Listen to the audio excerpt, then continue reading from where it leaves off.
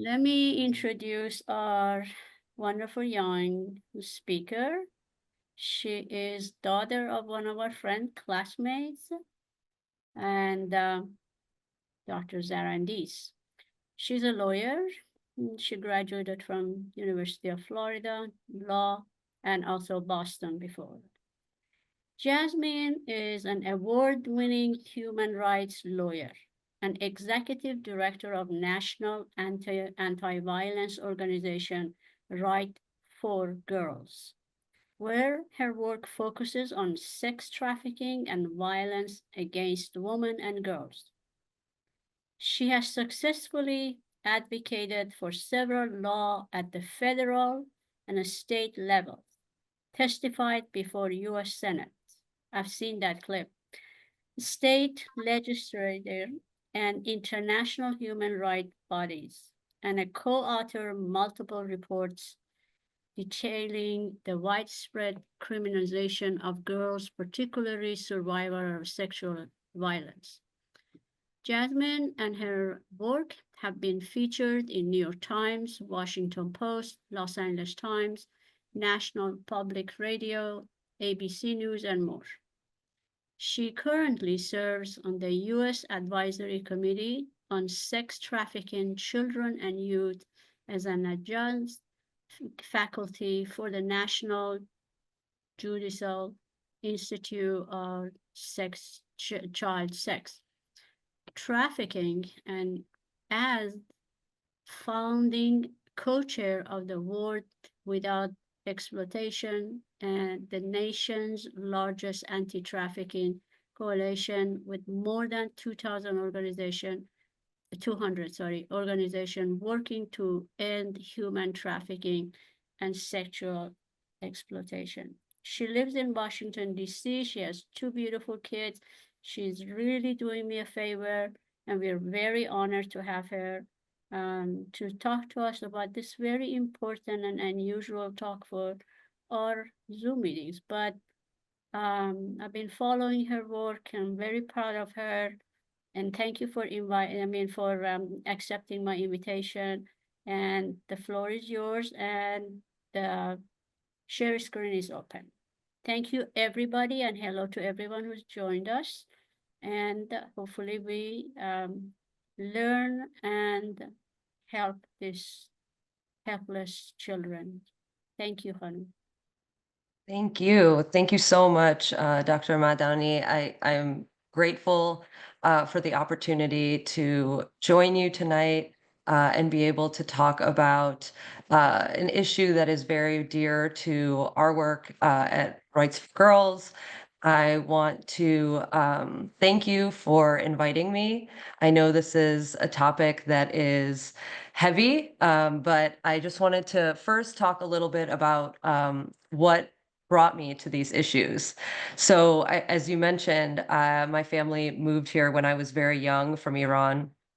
And for many years, I was pretty surprised by the way that people in the United States would talk about how people in the Middle East would treat women and girls and how we treat women and girls so poorly. They would often talk about, the ways in which we would denigrate the rights of women and girls, how people in parts of Africa or Latin America disrespect the rights of women and girls. And so, once I started law school in particular and going to law school in the South, it became pretty astounding for me to see the ways in which the United States routinely disrespected the rights of women and girls, and particularly vulnerable young women and girls here in the United States. And so that was one of the bases for why I entered this space and why we wanted to start an organization that was devoted to uplifting the human rights of young girls here in the United States, because it became very clear that the United States had a lot of work to do in terms of respecting and honoring the human rights of women and girls right here at home. And that's what brought us to the issue of what we call the abuse to prison pipeline. And particularly how, for the most vulnerable young girls here in this country, not only are they denied their status as victims, but in the most egregious cases, they're actually punished for being victims of child abuse. And so we started Rights for Girls back in 2011 with the mission of advocating for the dignity and rights of young women and girls in the United States.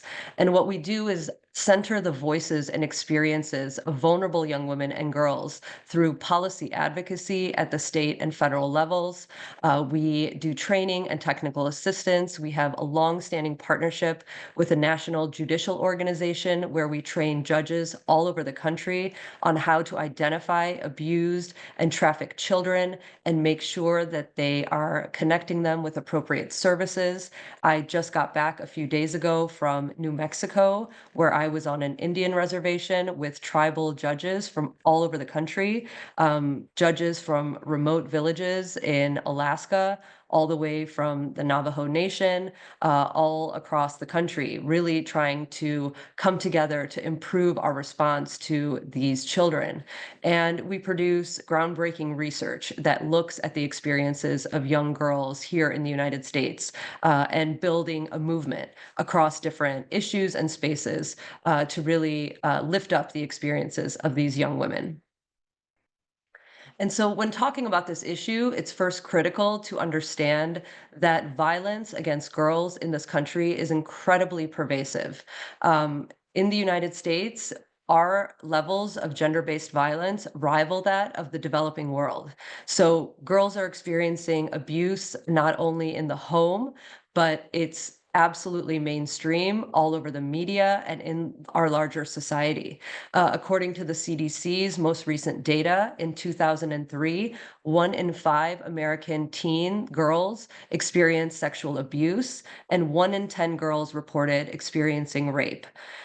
Girls are experiencing and witnessing family violence and domestic violence in the home, sexual violence and harassment in schools, including teen dating violence. And again, we know that child sex trafficking and sexual exploitation is prevalent in all of our communities, in the suburbs, in rural communities, in urban environments, as well as tribal communities all throughout the country. And this has become even more of an issue post the pandemic when online exposure has dramatically increased and traffickers have become much more sophisticated in their recruitment methods. And while violence is, cuts across all boundaries of race, class, and ethnicities, we know that there are certain communities that feel this violence more acutely. And so, in particular, Black and Indigenous communities feel this violence even more at starker rates. And so, here is just some of the data that we have.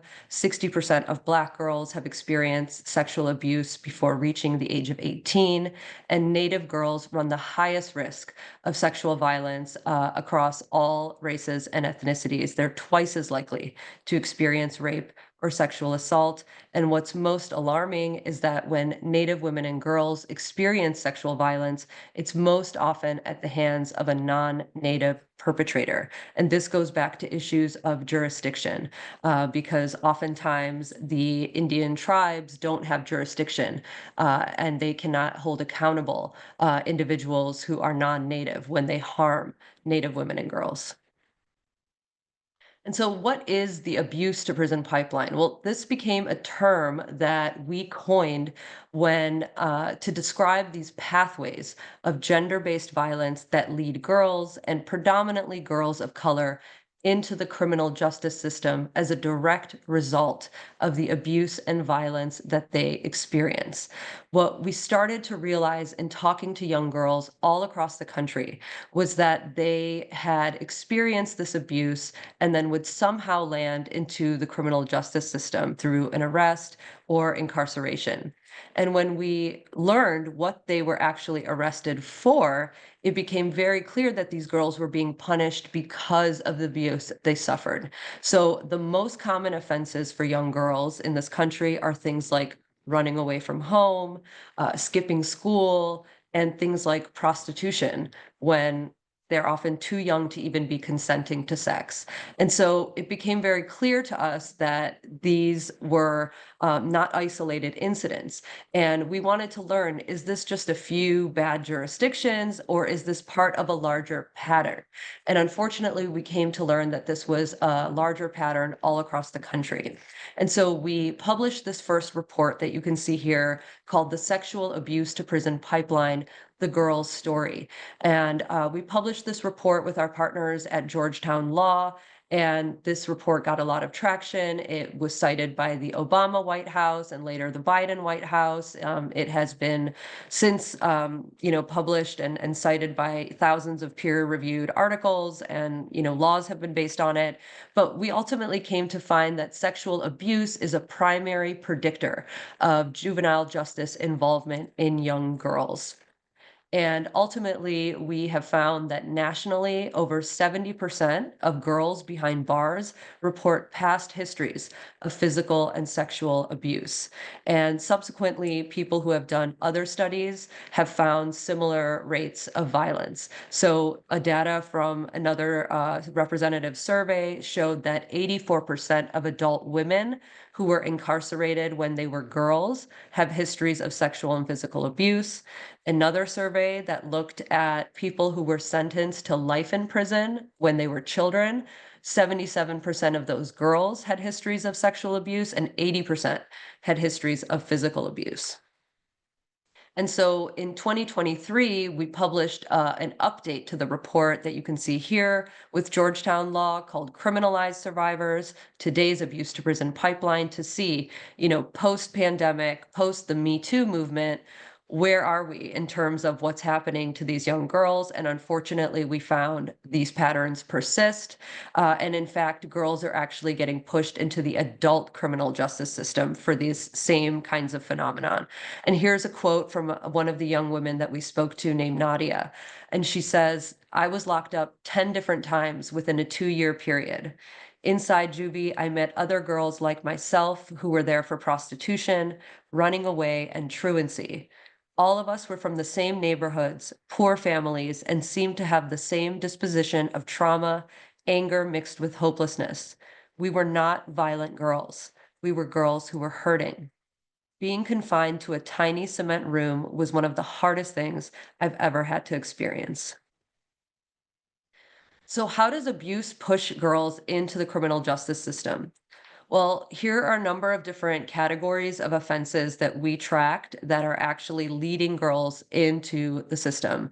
And the first main category are these crimes that are essentially called status offenses, and they are behaviors that are only problematic because of the offender's age, meaning that if you were an adult, you could never get arrested or charged for these behaviors. So things like running away from home, truancy, or skipping school, curfew violations. And these may sound completely crazy to us because these aren't things that children from affluent communities ever get in trouble for.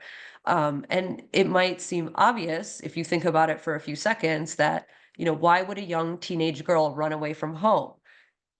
If you talk to these young girls, they often explain that it's because they were being abused or because there was something at home they were trying to escape.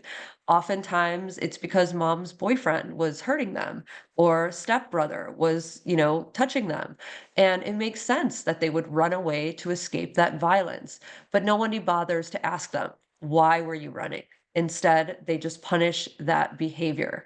Same with truancy. A lot of times these girls are being bullied or harassed or bothered at school, and no one is bothering to ask what the behavior is.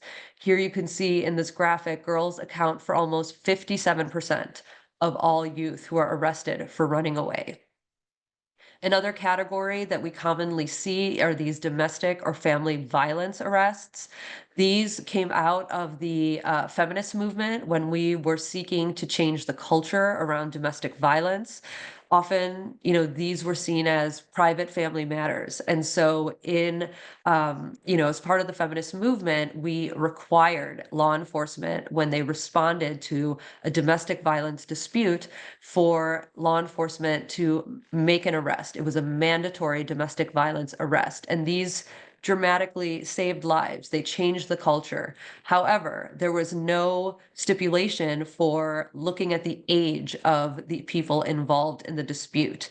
And so when there are situations where a young girl is fighting with mom or fighting with a sibling or grandma, they're still forced to make an arrest. And so what we are seeing is these unintended consequences of these mandatory domestic violence arrest policies mean that young girls are being swept up into the juvenile justice system for simple assault and fights with family, when typically these could be de-escalated and resolved in a much more, less problematic way. And so this is another very common pipeline we're seeing into the system. This third category we cover in our most recent report, and this happens when young girls courageously report their abuse to law enforcement, yet they aren't believed. And sometimes law enforcement very aggressively interrogates the young women, and the girls retract their confession or their report. And then law enforcement decides to charge them with false reporting. So in our report, we highlight the case of a young girl named Marie. And what happens is she, reports being raped. Law enforcement doesn't believe her. They aggressively interrogate her. She retracts her, statement. They charge her, they fine her. And what ends up happening is 5 other young women in that state end up getting raped by the same perpetrator. And this is something that's happening all around the country. It happens to girls as young as 12 years old. And if you're interested in learning more about this issue, there's actually a great documentary on Netflix called Victim Suspect that covers this phenomenon in great detail. It's unfortunately much more common than you would think. The next category is child sex trafficking. And so this is an issue that is unfortunately far too common in the United States. Many people probably don't realize, but in the United States, most child sex trafficking victims are in fact American born. That's not to say that, immigrant children are, not caught up in this. Obviously, the sex trade preys on vulnerability, but in the United States, the vast majority of child victims of sex trafficking are American youth. They're incredibly vulnerable, children from foster care, runaway and homeless youth, children who have histories of abuse and neglect. And under our federal laws, any child under the age of 18 who exchanges sex for anything of value is considered a victim of child sex trafficking. And so under the law, there doesn't need to be any showing of force or coercion. The mere involvement of a child in the commercial sex industry is sufficient to show child trafficking. But despite that fact, girls and children are still arrested for prostitution charges in several states. And here you'll see that 71% of those youth arrested on these charges are girls, and that Black children are 5 times more likely to be arrested on these charges than their white peers. And these last 2 categories I'm going to talk about are the more serious charges that we cover in our latest report. And these deal with, again, child sex trafficking victims who are forced to engage in more serious crimes by their traffickers. So sometimes this is called coerced criminal acts or forced criminality. And so we routinely see adult traffickers force their victims to commit trafficking of other youth, drug trafficking, armed robbery. Sometimes we see things like money laundering, wire fraud. I'm working with a survivor right now who is facing several federal charges because her traffickers used her credit, her name to commit a series of white collar federal crimes. And so this is a new and emergent area that we are trying to educate law enforcement and prosecutors about. Here is a case study that we cite where a young girl who was 17 years old, she was 7 months pregnant, and she was tried as an adult in the state of Georgia for her role in the trafficking of a 13-year-old girl. So she was tried alongside her adult trafficker for perpetuating the trafficking of another child. And if you can see, this is a letter that she wrote another advocate like myself from prison.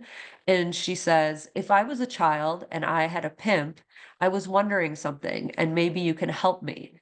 Am I a victim of sex trafficking or am I a prostitute? Well, please write me back if you have any time. Sincerely, Tiffany Simpson." And she signs her prison number from Pulaski State Prison. And so it just shows how these children, again, you know, not really developed, frontal lobe is still developing. They have, years of trauma. Many of them have developmental delays and other issues, are just completely taken advantage of, layers of complex trauma, and are basically coerced into committing these other crimes. And this last category, you may have seen something about in the news. These are the self-defense cases, and they often involve child sex trafficking victims who enact violence against their traffickers in acts of self-defense or in attempts to escape. And so I think the most popular or well-known of these cases is probably the first one, Centoya Brown. She was a 16-year-old child trafficking victim who ended up killing her adult sex buyer. And she was sentenced to life in prison. She was tried as an adult, again, just 16 years old, had a history of child abuse from a very young age. And a number of celebrities basically rallied around her case because there was a documentary made about her, Kim Kardashian, and several others. And so the governor of Tennessee ultimately granted her clemency in 2019 after she served about 15 years in adult prison. The second case, unfortunately, did not turn out as well. Crystal Kaiser was from Wisconsin.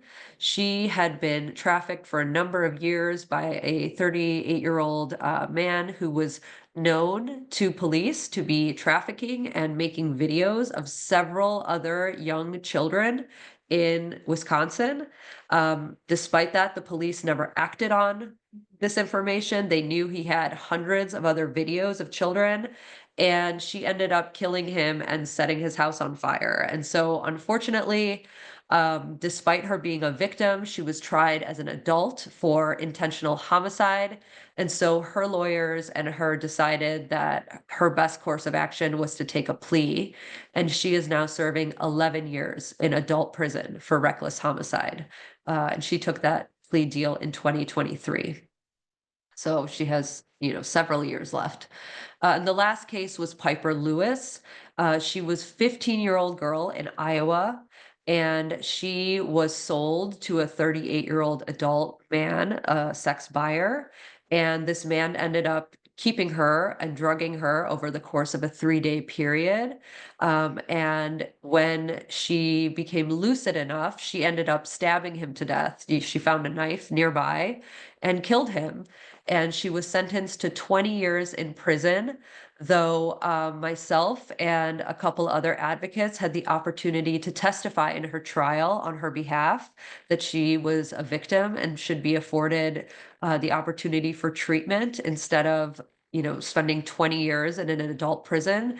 And we were very fortunate that the judge listened to our appeal. And so she is currently on probation with the opportunity to receive treatment, though if she makes even one small error, she will go to the adult prison facility, the women's prison, and fulfill the rest of her sentence. And so again, this shows, the variance between the types of sentences these children can receive. All of them young Black girls, all of them children, and all of them essentially forced to protect themselves because society and the systems did not intervene to protect them. And again, when talking about sex trafficking in the United States, I think it's really important to look at the data in terms of who is disproportionately affected and who is disproportionately bought and sold. Essentially, any jurisdiction you look at, you can see that it's overwhelmingly young girls and women of color who are the ones who are predominantly bought and sold. So here's just a snapshot. We have, additional states and jurisdictions represented on our website under our resources page, but, here's some data from Connecticut, Hawaii, King County, Washington is a great example. They keep very detailed data. This is the area around Seattle, for example, where Black people are about 7% of the population, but they represent 44% of child sex trafficking victims. LA County, 67% of trafficked youth are Black, but only 7.4% of the child population. And when you compare that to who is purchasing them, it's very a stark comparison. So again, look at King County, the area around Seattle, where 44% of those being purchased are Black children. 73% of the buyers are white men. And just to give you an idea, white people are only 66% of the population in King County. So it's even an overrepresentation there. But it's not just King County. Pennsylvania, 74% of sex buyers are white men. Ohio, 85%. Minnesota also says overwhelmingly, we're talking about middle-aged white married men. And this is not to say that all sex buyers are white men. That's not, necessarily the case. And it's also important to note that, not all men are sex buyers. The data that we have points to anywhere around 10 to maybe 15% of men, but that's still millions of men causing a lot of harm. And typically these are habitual buyers, right? The high frequency buyers are the ones really driving the market. But when you look at these demographic differences, right, between those who are bought and sold and those who are buying, it's important to remember the history of the sex trade in the United States, that this didn't exist before colonization, that this didn't really become entrenched until, the colonization and the transatlantic slave trade. And so the notion of commodifying the Black and brown female body for the profit and pleasure of white men, becoming entrenched in this culture over centuries has really created a sense of entitlement over the years. And I just also wanted to flag really quickly that last week, Rights for Girls released our new report called Buyers Unmasked, that exposes the men who buy sex and promotes solutions to end exploitation, that features direct quotes from sex buyers. For those who may not know, there are these review boards all over the internet that function as a sort of Yelp for sex buyers. They basically go on and they rate the women and girls that they purchase. They talk about them just as if like you go to a restaurant and you would rate the restaurant. And so we include those quotes directly without any commentary or without any edits. And then we summarize the key attitudes and trends from these buyers by region. And, essentially it reveals that these sex buyers are fully aware and indifferent to signs of trafficking, violence, substance abuse, and desperation. And even the fact that some of these women are probably too young to be consenting in the individuals that they purchase. And it offers solutions as well to ending trafficking. So who is most often criminalized? Well, we know that, these issues fall hardest on the women. And in most cases, it is predominantly, the women and children who are bearing the brunt of these types of arrests. And even when sex buyers are buying children, they are still often not held accountable. And so, even in cases where they are buying children, we have this study that looked at 134 cases of men who bought children for sex, and 26% of them served no time, and 69% of those cases were suspended. And so, for those of you who are based in California, I don't know if you followed the recent legislative debate that happened last year. It got very contentious. It actually made national news where there was an effort to make it a felony to buy sex from all minors. And whereas everyone in the legislature agreed to make it a felony, which is like a much more serious crime, to have buy sex from 15-year-olds and under, people disagreed as to whether it should be a felony to buy sex from 16 and 17-year-olds. And so this was hotly debated by Democrats and Republicans in California. And ultimately, they could not come to a consensus. And so what they decided was to make it what's called a wobbler. And so now what they settled on is that law enforcement will decide on a case-by-case basis whether they will charge sex buyers with a felony or a misdemeanor if they are caught paying for sex with a 16 or 17-year-old in the state of California. And so even though the federal law says it's a serious crime and it should be a federal offense, which is a felony for anyone under the age of 18 in California, it could be a misdemeanor. And so why is this the case? Well, we've had a number of really significant research in the last several years that looks at this concept of adultification bias. This study is out of Georgetown Law. And adultification bias is essentially a form of intersectional bias, which looks at both gender and race and ethnicity. And it basically is the perception of young Black girls as being perceived as older and less innocent than their white peers. And so, what the survey participants and the study ultimately found is that, as compared to white girls of the same age, adults across multiple systems and issues found that they perceived Black girls as less in need of comfort, less in need of protection, more independent, less innocent, and more knowledgeable about adult subjects, like things like sex, for instance, at ages as young as 5.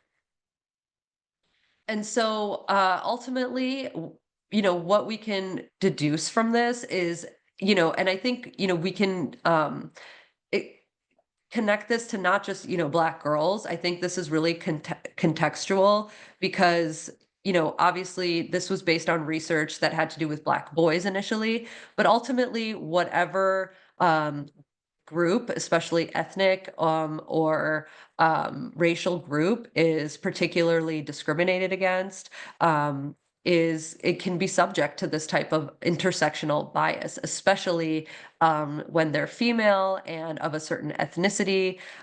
They can be subject to these same types of implicit bias. And it's important to note that this is implicit, meaning it's subconscious.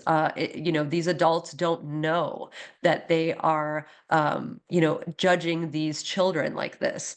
So when we're talking about adults in school, adults, in law enforcement, in the judicial context. And so ultimately, this study and subsequent studies that have looked at this have found that when these girls experience sexual abuse or are engaged in the sex trade, they're seen as ultimately complicit in that behavior and more likely to be seen as responsible and less harmed by that behavior.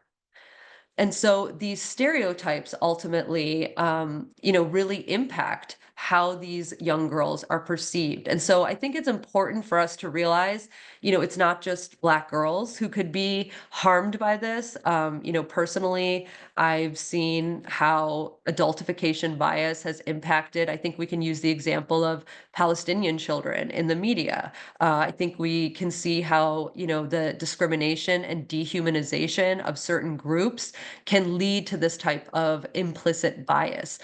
For example, the way the media talks about these Palestinian children who have been detained without charge as these minor prisoners, prisoners who are minors instead of these detained children. They like look for different ways to talk about these young people. Or I've worked with, young Middle Eastern girls here who have been, suspended or kicked out of school and essentially hypersexualized for the clothing that they were wearing. When it was, they'll say, I'm wearing the same clothes as my white American friend, but maybe their body looks a little bit different in the same clothing. And so again, these are like Orientalist, hypersexualizing stereotypes about ethnic minorities. And so, the research was based on young Black girls, but I think the concepts of these intersectional implicit biases extend to other groups.